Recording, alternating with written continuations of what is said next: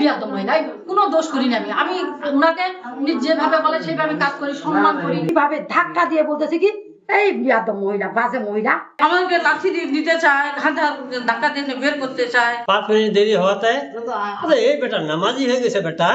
আঙুল দিয়ে লাগাই দেন। আমি বলছি আমি পারবো না স্যার, মাপ চাই। আমি আঙুল দিয়ে আপনার জিভায় বলো লাগাতে পারবো। আরে জিভায় বলে ঘা হয়েছিল, তখন উনি আবার টিভি টানতে, টিভি টেনে খাচ্ছে।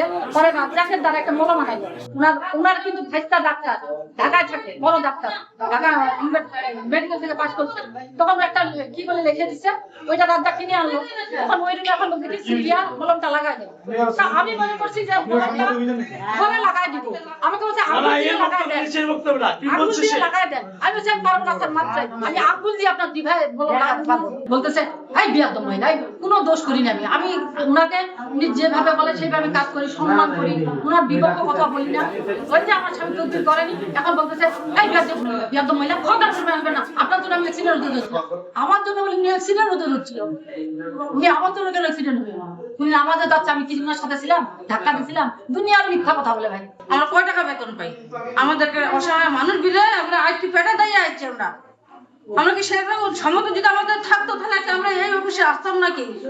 আমাদেরকে লাঠি দিয়ে দিতে চায়, ঘাটা ধাক্কা দিয়ে বের করতে চায়। নারী দিবসে যাই যে যখন মেয়েদেরকে নিয়ে গেলাম উপরে, তখন স্যার আমাকে এভাবে বললো আপনি তো প্রেম করতে চান। নজরুল ভাই আমি মেয়েদেরকে নিয়ে যাচ্ছি, আর নাসিমা আপা আছে সামনে গেছে লাইন ঠিক করার জন্য, আর আমি সম্পূর্ণ মেয়েদেরকে নিয়ে নিচ থেকে উপরে উঠেছি।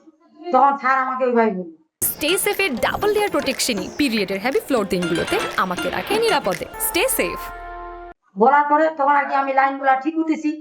স্যারের সামারি মানে যেখানে এডিসি স্যার বসে তার সামনে আছে, সামনে প্রিয়তা দাঁড়াই ছিল, উনিও ছিল, ছেলেটা ছিল, আরো কয়েকজন ছিল।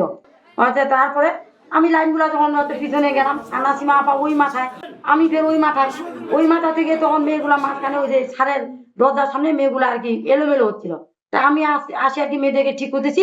আমাদের ডিডি স্যার আমাকে পিছন পাশে যায়, মাথারা ধরে এইভাবে ধাক্কা দিয়ে বলতেছে কি এই বিয়াদব মহিলা, বাজে মহিলা, এইভাবে বলে এমন ভাবে ধাক্কা দিচ্ছে। যখনই ধাক্কা দিতে আমি পড়ে যাইতে দিচ্ছি, তখন আমি বললাম যে আপনি তো এইভাবে আচরণ করতে পারেন না। 5 মিনিট দেরি হওয়াতে এই বেটা নামাজি হয়ে গেছে বেটা। আমরা এই বিষয়ে একটি অভিযোগ আজকে পেয়েছি।